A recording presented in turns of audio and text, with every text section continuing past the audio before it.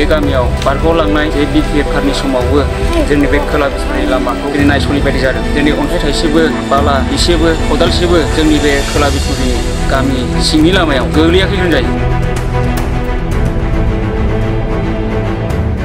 अशोक सार बिथांनिसिम बे लामाखौ खालामनानै होनायनि थाखाय रोजा रोजा साबायखर बावनाय जाबाय।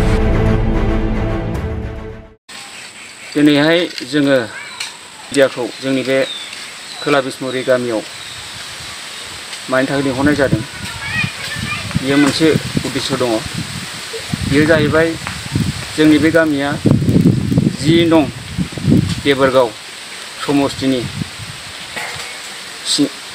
सिङाव थानाय बिसमुरि प्राइमारिनि आन्डाराव जोंनि बे खोला बिसमुरि गामिया गोग्लैयो। दिनै जोंनि बे खोला बिसमुरि जे गामि, बे गामियाव जे बारग'लांनाय जे बिपिएफ सरकारनि समावबो आरो नैबे दा सोलिबाय थानाय जे गभर्नमेन्ट, बे गभर्नमेन्टआवबो दिनैहाय जोंनि बे खोला बिसमुरि लामाखौ दिनै नायस'नि बायदि जादों। दिनै अन्थाइ थाइसेबो बाला एसेबो खदालसेबो जोंनि बे खोला बिसमुरि गामि सिंनि लामायाव गोग्लैयाखै होनजायो, गोग्लैयाखै। दा गोबांथार बेबायदि अखा हाबाय थानायनि जाउनाव दिनै थांलाय फैलाय हान्थामेला खालामनो थाखाय गोबां उसुबिदा गोग्लैबाय। दिनै बेखौ लानानै जे जोङो मिडियाफ्राव जों नुनो मोनदों, जाय समाज सिबियारि जे अशोक गयारि सारा गोबांथार बेफोरबायदि गुबुन गुबुन गामियावहाय गावनि हानाय बायदि बेबायदि हेफाजाब होनायखौ जों नुदों।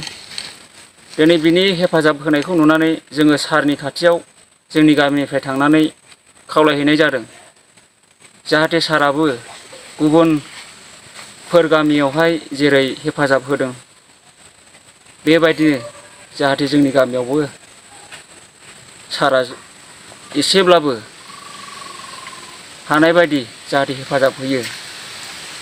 दिनै बेखौ खावलायहैनाय एलेखायै सारा दिनै जोंनि गामियावहाय दिनै ट्रेक्टरजों अन्थाइ बाला जाखिनि हायो बेखौ दिनै गारफैनानै होबाय। गावनि खोथा होनाय बायदि सारा दिनै खोथाखौ लाखिबाय। बिनि थाखाय आङो सारनिसिम